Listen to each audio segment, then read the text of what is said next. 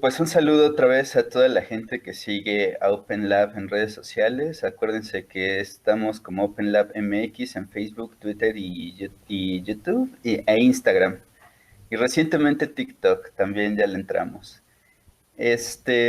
Como sabrán, este es parte de un maratón de webinar que planeamos hacer durante la contingencia. Esto es con dos finalidades. Una, pues no, obviamente comunicar y divulgar la ciencia. Y la segunda, pues obviamente que tengamos alguna actividad divertida que hacer mientras estamos encerrados en casa, ¿no?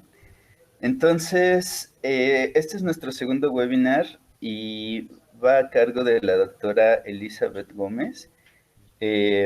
Ella está trabajando con nosotros en diferentes actividades que les voy a detallar un poco más adelante. Y ahorita nos va a platicar un poquito del microbioma. Pues ella trabaja con microorganismos. Su charla es titulada El mundo microscópico visto desde el microbioma. Y justamente ella está impartiendo con nosotros un curso de microbioma. Entonces, ahí en línea. Entonces, más adelante les comparto los detalles del curso. Por mientras, pues muchas gracias por aceptar la invitación y pues vamos a comenzar. Las dudas que tengan las pueden ir escribiendo en el chat y al finalizar la charla, pues retomaremos algunas de las preguntas que haga la audiencia. Gracias Elena por estar aquí y pues cuando gustes. Buenas tardes a todos los que están, pues ahora sí que aquí en vivo. Bienvenidos a esta charla titulada El mundo microscópico visto desde el microbioma. Para comenzar a hablar del mundo microscópico, es importante mencionar a un personaje de la historia, quien fue el primero en observar a las bacterias a través de una lente. Y estamos hablando de Anton van Leeuwenhoek, quien en 1667 fabricó el primer microscopio, como es el que vemos aquí en la imagen, para poder observar a los microorganismos. Él observó a unos seres pequeñitos a los que llamó animálculos y los observó a través de este microscopio, en donde en esta pequeña puntita colocaba el material a revisar y a través de esta lupa podía observar a los microorganismos. Leeuwenhoek era un apasionado de estar puliendo lentes, era muy escrupuloso y por lo tanto construyó más de 100 microscopios debido a que cada vez mejoraba su técnica para poder pulir estas lentes. Por lo tanto, como sabemos, Leeuwenhoek fue el primero en observar, por ejemplo, los espermatozoides o en observar a las bacterias en un estanque de agua. Incluso si queremos pensar en las comparaciones entre los microorganismos presentes, ya sea en alguna de las partes de nuestro cuerpo, podemos pensar en Leeuwenhoek, ya que él comparó los microorganismos que se encontraban en la cavidad oral con los microorganismos que encontraba él en su materia fecal. Y no solo lo hizo para sí mismo, sino que también hizo todas estas comparaciones entre individuos a los que él consideraba sanos e individuos a los que él veía enfermos. De tal manera que gracias a Leeuwenhoek y a otros investigadores de su época, a otros investigadores que le precedieron, sabemos ahora que estamos rodeados de este mundo microscópico, ¿verdad? Ahora nosotros sabemos que podemos encontrar estos microorganismos llamados bacterias desde la rizósfera de una planta, en la raíz de una planta, ¿verdad? En la filósfera de las plantas, en el interior de la planta como microorganismos endófitos, incluso en los frutos o en las semillas. Sabemos que estos microorganismos los podemos encontrar ya sea desde bacterias, hongos, protistas, algas microscópicas o nemátodos, incluso virus, y que están ampliamente distribuidos en todos los biomas del planeta. De tal manera que también en el suelo podemos encontrar a los microorganismos. De hecho, el suelo es uno de los biomas con la mayor diversidad de microorganismos del planeta. Los vamos a encontrar asociados a los agregados del suelo, ¿verdad? Interactuando entre ellos o con las raíces de las plantas en la zona que se le llama rizósfera. También ahora sabemos que encontramos microorganismos en los animales, ya sea en el tracto digestivo de los animales o en la piel de los animales, como es el caso de las vacas, por ejemplo. Sabemos que nosotros como humanos estamos rodeados y llenos de microorganismos, ya sea en nuestro exterior, en nuestra piel, ¿verdad? O en el interior, en el tracto digestivo, en la cavidad oral, en la vagina, etcétera. Si hablamos de ambientes extremos, bueno, nosotros ya también sabemos que encontramos microorganismos, ¿verdad? En las zonas polares, en el permafrost, ¿verdad? En las chimeneas hidrotermales los podemos encontrar también, ¿verdad? En los sedimentos profundos marinos, como observamos aquí en la imagen. También nosotros lo podemos encontrar en los lagos ácidos de los volcanes, ¿verdad? En zonas semiáridas, en zonas desérticas, perdón. También lo podemos encontrar en ambientes hipersalinos, ¿verdad? O incluso en lagos muy salinos, como es el caso del Mar Muerto, por ejemplo. También nosotros lo podemos encontrar en zonas que han sido contaminadas, en zonas industriales que han sido contaminadas, como es el caso de las zonas mineras, donde nosotros podemos encontrar microorganismos en estas zonas de derrames de metales pesados, o lo podemos encontrar incluso en zonas donde ha habido derrames de petróleo, o incluso en zonas contaminadas con desechos nucleares. Pues bien, estos microorganismos se estudiaron desde 1800 a través de métodos de cultivo, gracias a Roberto Koch, que fue la primera persona en desarrollar los diferentes métodos de cultivo, de tal manera que estos microorganismos, su identificación se hacía a partir del aislamiento, partiendo de una muestra ambiental en un medio de cultivo, en condiciones de laboratorio controladas, podíamos obtener estos microorganismos en cultivo puro, en cultivo axénico, ¿verdad? Por ejemplo, nosotros aquí vemos en la imagen que en este trabajo querían hacer el aislamiento, ¿verdad?, de unos microorganismos capaces de degradar el salvado de trigo a partir de una muestra de materia fecal. ¿Y cómo se hacía esto? Bueno, ya sea la siembra directamente en placa, ¿verdad?, que contenía el salvado de trigo y la materia fecal, o haciendo un previo enriquecimiento de los microorganismos contenidos en la materia fecal. Finalmente, se realiza el aislamiento en placa hasta obtener microorganismos puros. Como les mencionaba, durante más de 200 años, pues estuvieron haciendo estos métodos para poder estudiar la diversidad de microorganismos encontrados en un ambiente dado. De tal manera que la identificación de las bacterias se hacía a partir de cultivos axénicos, ¿verdad?, utilizando ya sea pruebas bioquímicas, identificando el microscopio a través de tinciones diferenciales, ¿verdad? Con toda esta serie de pruebas se podía asignar un nombre a ese microorganismo. Les mencionaba que gracias a esto se pudieron dividir a los organismos del planeta en 3 grandes dominios, ¿verdad? El dominio bacteria, el dominio arquea y el dominio eucaria, todo basado en el análisis de los ribosomas, ¿verdad? Del 16S o del 18S ribosomal. Muy bien, todo esto fue el parteaguas, ¿verdad?, para que posteriormente Pace desarrollara un método para poder estudiar a la diversidad de microorganismos en una muestra ambiental a partir de la extracción del DNA total de la muestra y amplificando por PCR el gen 16S, introduciendo este gen en un vector, realizando clonación con la posterior secuenciación por el método de Sanger. Sin embargo, posteriormente, gracias al descubrimiento de métodos de secuenciación masiva, fue que se pudo ahondar en el estudio del microbioma. Esto debido a que los métodos de secuenciación masiva nos permiten obtener millones de lecturas simultáneamente, a diferencia del método de secuenciación por Sanger, en el cual obtenemos hasta 100 lecturas en una corrida. Por los métodos de secuenciación masiva podemos obtener millones de lecturas en una sola corrida.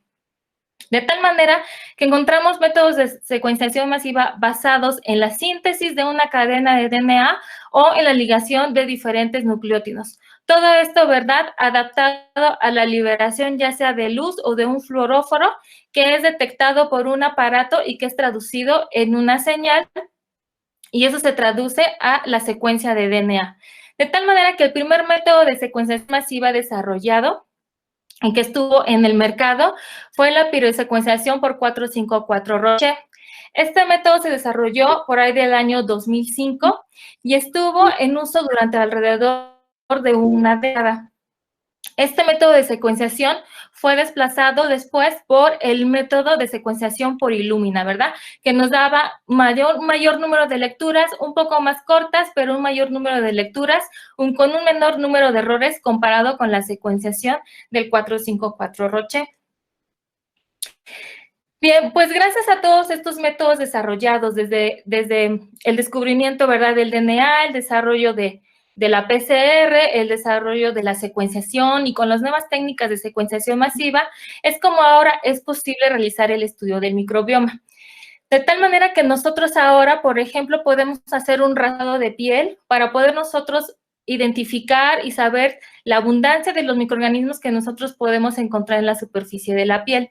Partiendo de eso, realizamos la extracción del DNA total o el DNA metagenómico, amplificamos por PCR el 16S a partir de ese DNA metagenómico, lo enviamos a un servicio de secuenciación masiva y después, por medio de herramientas bioinformáticas, ¿verdad?, se analizan estas secuencias y nosotros podemos realizar la asignación taxonómica de los microorganismos presentes en la muestra, ya sea desde nivel de filum e incluso pudiera ser hasta nivel de especie.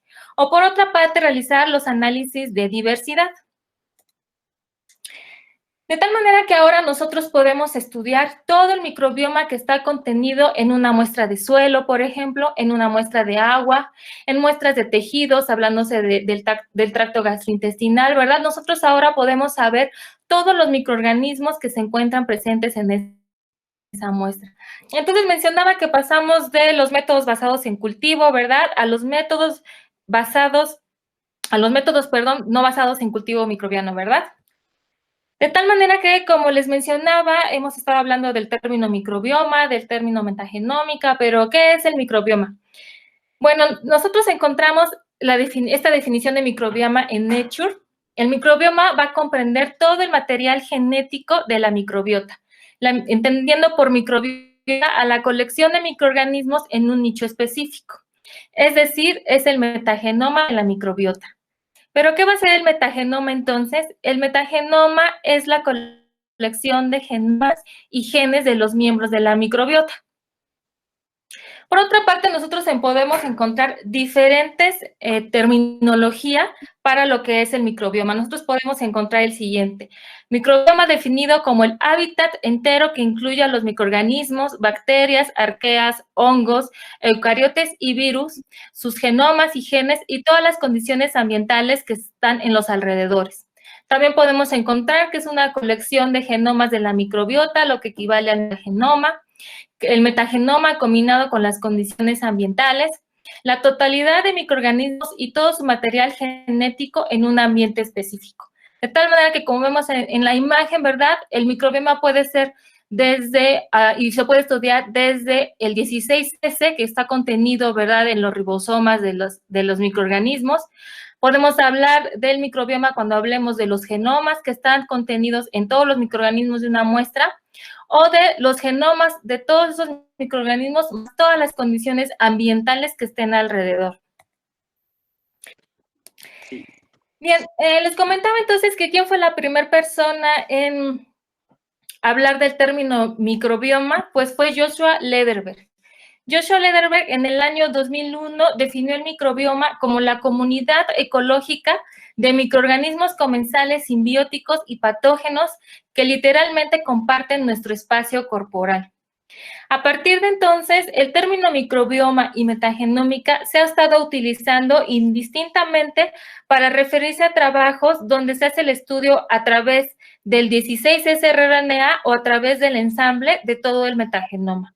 Es decir, nosotros podemos encontrar estudios que hablen del microbioma, en el cual se estudió el microbioma a partir de la amplificación del 16S, rRNA de una muestra ambiental, o estudios que hablen de microbioma y que estén trabajando con genomas ensamblados a partir de DNA metagenómico de la muestra. De tal manera que, como les muestro en esta diapositiva, podemos trabajar el microbioma a partir de dos vertientes, ¿verdad? Nosotros podemos trabajar el microbioma de una muestra de heces, por ejemplo, una muestra de piel, una muestra de sedimento marino, ¿verdad? Una muestra de coral, una muestra de planta, etcétera, y obtener el DNA metagenómico de esa muestra ambiental. A partir de ese DNA metagenómico, nosotros podemos construir una librería metagenómica en donde lo que vamos a encontrar son fragmentos de todos los genomas que están contenidos en esa muestra.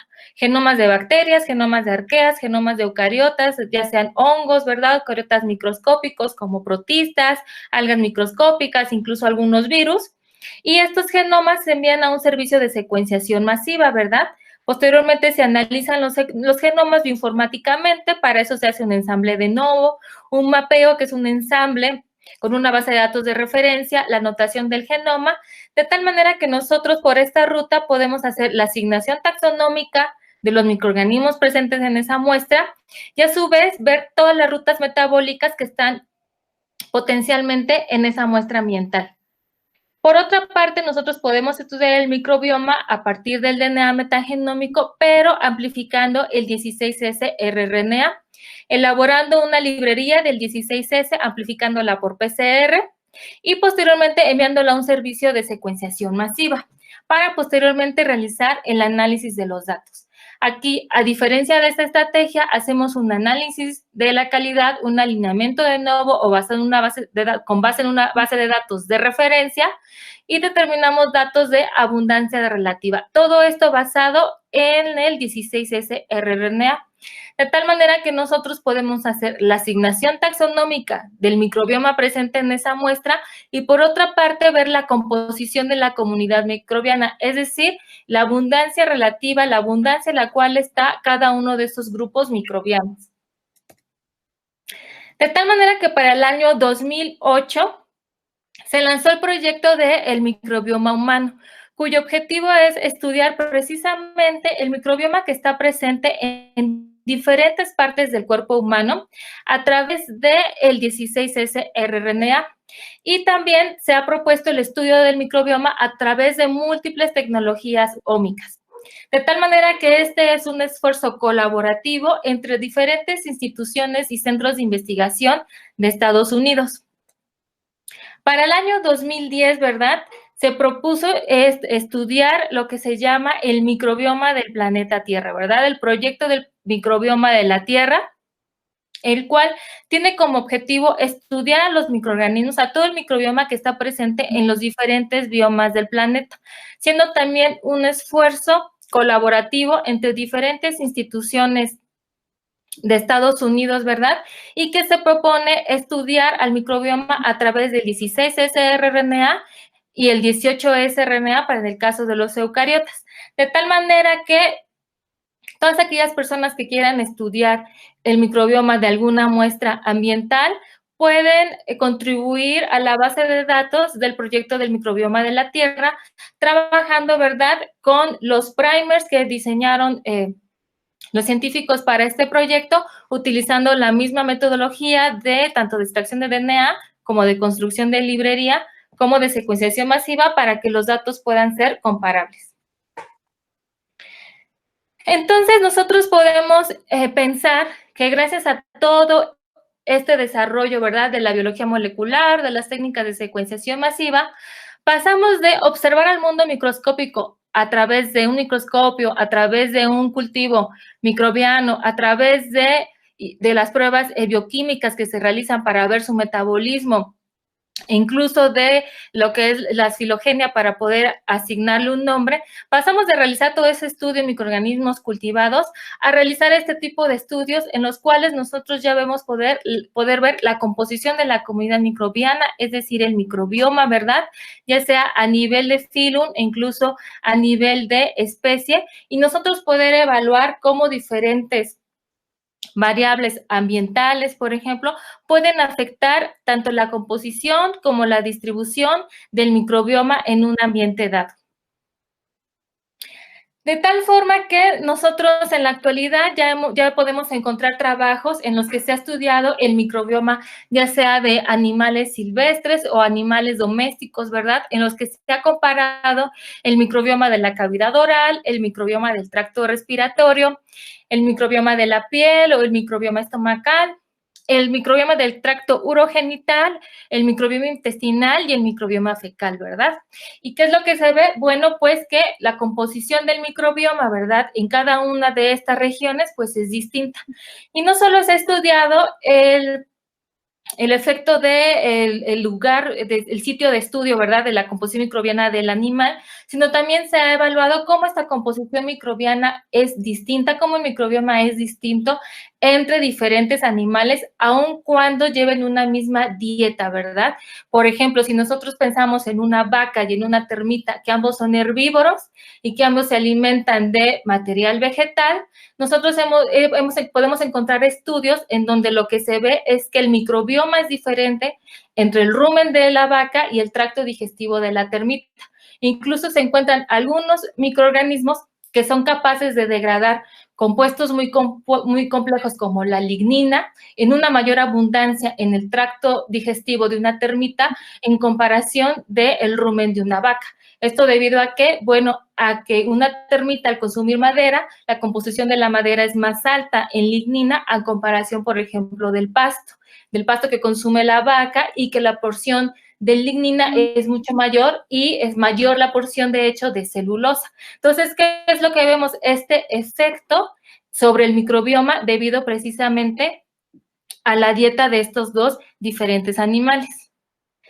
También se ha podido estudiar el microbioma en el suelo, ¿verdad? Hemos visto la importancia del microbioma en el suelo, las interacciones que se llevan a cabo en este ambiente, y estas las interacciones entre los microbios por fenómenos de predación, ¿verdad? Fenómenos de competencia entre los microorganismos que se encuentran ahí, también interacciones a nivel molecular, desde intercambio de metabolitos, ¿verdad? Señalización como es el quorum sensing. Nosotros hemos podido evaluar, ¿verdad?, la composición microbiana en una muestra de suelo que proviene de un lugar con una alta cantidad de humedad, comparado con un lugar en que tiene una baja cantidad de humedad. Hemos podido ver la interrelación que existe entre los microorganismos de diferente dominio, llámese relaciones entre bacterias y hongos, ya sean desde relaciones de cooperación, ¿verdad? O relaciones de competencia, de inhibición, también su relación con los virus, todas las redes metabólicas, ¿verdad? Y las redes que podemos encontrar entre los microorganismos que se encuentran en una muestra de suelo. A su vez, también se ha podido evaluar, por ejemplo, el efecto de prácticas agrícolas sobre el microbioma del suelo, llámese el arado, por ejemplo, de suelo, la fertilización nitrogenada, ¿verdad? Estas técnicas de agricultura tradicional, donde los residuos se mantienen en el suelo. También se ha podido evaluar cómo la cantidad de materia orgánica afecta al microbioma, ¿verdad? Suelos forestales con una alta cantidad de materia orgánica, cómo pueden ser distintos en su composición del microbioma, perdón, con respecto a un suelo forestal, ¿verdad? O a un suelo deforestado, a un suelo desértico, a un suelo que tiene una cubierta vegetal, a un suelo que no contiene una cubierta vegetal, etcétera. También se ha podido estudiar el microbioma, ¿verdad?, en ambientes marinos, desde, por ejemplo, sedimentos de manglar, ¿verdad? ¿Cuál es la composición microbiana, ya sea desde diferentes tipos de manglar? O podemos estudiarlo también en pastos marinos, ¿verdad? En el sedimento del litoral. Nosotros también lo hemos podido ver, podemos ver estudios del microbioma en macroalgas, ¿verdad? En los corales, en la columna de agua, etcétera, ¿no? Y el efecto, ¿verdad? Incluso el efecto de la profundidad, ¿verdad?, sobre la composición del microbioma. Hablando de las plantas, ¿verdad? También se han realizado estudios del microbioma de las plantas, en los cuales se ha estudiado, por una parte, la presencia del microbioma en las raíces, por ejemplo, en la superficie de la planta, en las hojas, cómo es que este microbioma puede favorecer la colonización de un microorganismo, por ejemplo, en la hoja, o cómo puede evitar, ¿verdad?, que un microorganismo pueda colonizar la hoja, la relación que puede haber entre el microbioma que está en la raíz con aquel que se encuentra en la rizósfera, ¿verdad?, cómo este microbioma que se encuentra en la rizósfera puede darle nutrientes a la planta, e incluso es el microbioma de la parte aérea de la planta, llámese la hoja, ¿verdad?, o el tallo, puede tener una composición distinta a la que se encuentra en la raíz. De hecho, en un estudio que realizamos con plantas de anturio, veíamos que la diversidad del microbioma en la raíz era mucho mayor que aquella que se encontraba, por ejemplo, en las hojas o en la parte aérea de la planta, ¿verdad? En el caso del microbioma humano, bueno, pues, ¿qué se ha estudiado? Se ha estudiado el microbioma en diferentes partes del cuerpo, en la cavidad oral, por ejemplo, en la vagina, en la piel, ¿verdad?, en el tracto digestivo, en la placenta.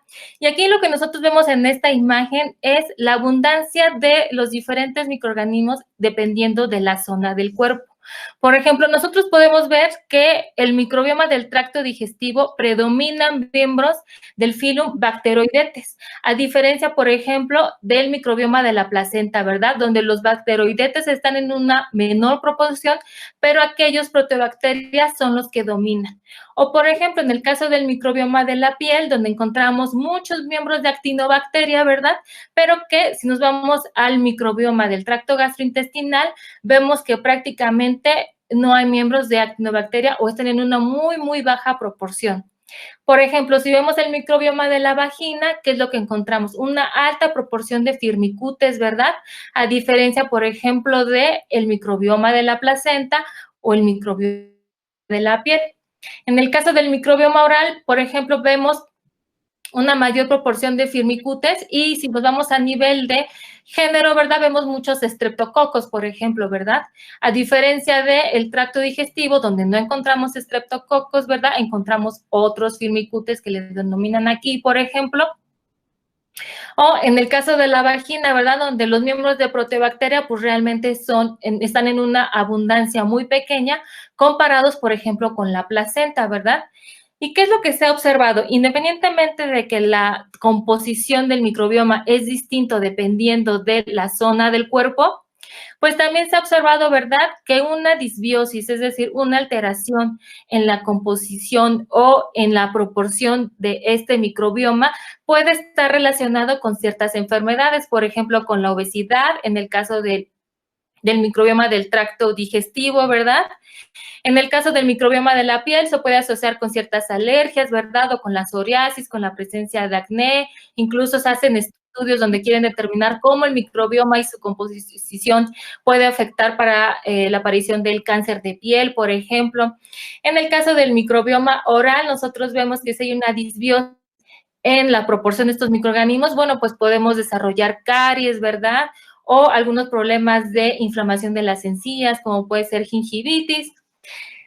Y bueno, en el caso de el microbioma de la vagina, por ejemplo, igual una disbiosis, ¿verdad?, en la estructura del microbioma, pues puede llevar a alteraciones como la vaginosis, ¿verdad?, a que proliferen algunas levaduras que pueden encontrarse como microbiota natural y en una baja proporción, y que cuando hay este desbalance, por ejemplo, de los lactobacillus, favorece que crezcan estas levaduras y que por lo tanto pues causen alguna especie de también inflamación, ¿verdad? Bien, y no solo se ha visto en el caso del microbioma humano, tanto cómo puede afectar para la presencia de ciertas enfermedades o cómo puede cambiar dependiendo de la región, sino también se ha visto cómo pueden llegar a suceder fenómenos de transferencia horizontal de genes en el tracto digestivo. Por ejemplo, hay un estudio de unos pobladores japoneses en el que revisaron el microbioma de su tracto digestivo, y lo que encontraron fue la presencia de ciertos genes que están presentes también en bacterias que son propias de ambientes marinos. Y lo que se sospecha es que estas bacterias de ambientes marinos, a través de transferencia horizontal de genes en el tracto digestivo, le transfirieron esos genes ahora a la microbiota, al microbioma presente en el tracto digestivo. Y esto debido a que la dieta de los japoneses es alta en algas marinas. De tal manera que gracias a los estudios del microbioma también se ha podido observar cómo ciertos factores externos pueden afectar la composición o la estructura del microbioma del tracto digestivo. Por ejemplo, la dieta, ¿verdad? Se han hecho estudios donde, por ejemplo, dietas muy ricas en proteínas o en azúcares pueden llegar a favorecer la presencia de microorganismos bacteroides y cómo otro tipo de dietas pueden favorecer la presencia de Prevotella. En el caso también de por ejemplo, los medicamentos, los antibióticos, nosotros sabemos que un exceso, ¿verdad?, en el consumo de antibióticos puede generar también un desbalance, una disbiosis en la composición del microbioma del tracto digestivo, o incluso cuando los tratamientos no se terminan, ¿verdad?, adecuadamente, bueno, pues ya sabemos que vienen los mecanismos de resistencia a antibióticos. Respecto a la geografía, también se ha observado, por ejemplo, en un estudio que realizaron evaluando el microbioma del tracto digestivo de personas que viven en el continente asiático comparado con personas que viven en el continente africano, vieron que había una diferente proporción en microorganismos del filum Bacteroidetes. ¿Y qué es lo que veían? Que en el caso de el microbioma de las personas africanas veían que tenían una mayor proporción de bacteroidetes relacionados con la hidrólisis de la celulosa, lo que hace que se plantee una hipótesis en que la microbiota de las personas africanas, de los africanos, ¿verdad? La microbiota del tracto digestivo está adaptada a obtener mayor energía a partir de una dieta rica en vegetales. ¿Qué es lo que también se ha observado? Bueno, que dependiendo del estadio de vida, el microbioma también puede llegar a cambiar, siendo un microbioma particular en los primeros años de vida, ¿verdad? Cuando uno es bebé, cuando uno pasa a la niñez, en la edad adulta y cuando uno llega a la vejez. También se ha visto la alteración, ¿verdad? O el cambio en el microbioma dependiendo de cómo fue el proceso de nacimiento. Si fue a través del canal de parto, donde se sabe la colonización es a partir de precisamente de la vagina, el bebé tiene contacto con los microorganismos de la vagina de la madre y así de esta manera empieza a inocularse el microbioma que después él va a contener en su tracto digestivo, a diferencia de un niño que nace a través de cesárea y que no tiene contacto en este canal de parto. También el método de lactancia puede influir si el niño recibió leche materna, a diferencia de si recibió fórmula láctea, por ejemplo. Y también se ha observado, bueno, pues que el estrés, ¿verdad? El estrés, cómo puede impactar sobre el microbioma del tracto digestivo, a su vez que realizar ejercicio que puede ser favorable, ¿verdad? Para tener un estilo de vida saludable y, por lo tanto, una composición del microbioma también saludable. De tal manera que todos estos estudios del microbioma han llevado a generar algunas perspectivas debido a cuál puede ser la utilidad adicional del estudio del microbioma humano, por ejemplo. En el caso de la medicina personalizada, bueno, se tienen datos de que el genoma humano entre dos individuos puede ser similar hasta en un 99.9%, a diferencia del microbioma del tracto digestivo o el microbioma de la mano, que puede ser diferente entre un 80 y un 90% entre dos individuos. Por eso se está pensando en un futuro dar medicina personalizada a los humanos y que todo vaya en función de la enfermedad que presenten debido a las alteraciones en el microbioma. También se ha aplicado con fines terapéuticos lo que se le llama la fecaloterapia o los trasplantes de heces, en donde lo que se hace es que un individuo muestra de materia fecal, la cual puede ser trasplantada a un individuo que tiene una disbiosis del microbioma de su tracto digestivo. Y es lo que se ha observado, que esta recolonización, ¿verdad?, del tracto digestivo puede tener fines, pues, favorables, ¿verdad?, para la salud del individuo que se encontraba enfermo. Desde el punto de vista del diagnóstico, se está pensando en utilizar también a los microorganismos presentes en el microbioma como biomarcadores. Tal es el ejemplo de Fecalibacterium prausnitzii. Este microorganismo se ha reportado que se encuentra en abundancias bajas en la enfermedad de Crohn, de tal manera que se pretende que en estudios de microbioma, si se detecta una muy baja proporción de este microorganismo, se pueda asociar a que el individuo puede presentar enfermedad de Crohn.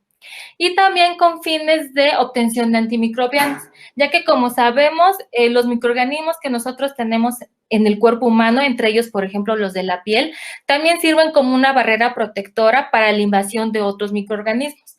De tal manera que se está estudiando qué antimicrobianos son los que producen los microorganismos que tenemos en nuestro microbioma que impiden que otros puedan llegar a colonizar y de tal manera que nosotros podamos extraer desde ese lugar nuevos antimicrobianos con fines terapéuticos. Finalmente, me gustaría terminar con esta diapositiva en la cual presento las imágenes de todos aquellos investigadores que han hecho posible que nosotros en la actualidad podamos estudiar el microbioma, podamos ver el mundo microscópico a través del microbioma. Hablemos desde Leeuwenhoek, quien descubrió el microscopio, ¿verdad? Pasteur, quien nos aportó todo lo que fueron los métodos de esterilización, Robert Koch, que nos ayudó con toda esta parte del desarrollo de cultivos microbianos, Christian Gram, que desarrolló la técnica de diferenciación de microorganismos, ¿verdad? Watson y Crick, Rosalind Franklin, ¿verdad? Quienes elucidaron la estructura del DNA, ¿verdad? Kenny Mullis con el desarrollo de la PCR, Frederick Sanger con el desarrollo de la secuenciación masiva, Gus, ¿verdad? Quien elaboró el árbol de la vida. Y bueno, aquí solo puse algunos de los científicos que han aportado, porque realmente en esta diapositiva no sería suficiente para poder mencionar a todas las personas, a todos los científicos, quienes gracias a ellos es como nosotros ahora podemos tener el conocimiento de lo que es el microbioma en el mundo, ¿verdad? Finalmente, quiero agradecer a Open Lab por la invitación, agradecer a Jorge y, bueno, mencionarles que el 27 de junio es el Día Mundial del Microbioma. Y, bueno, muchas gracias. Si tienen alguna duda, pues con mucho gusto.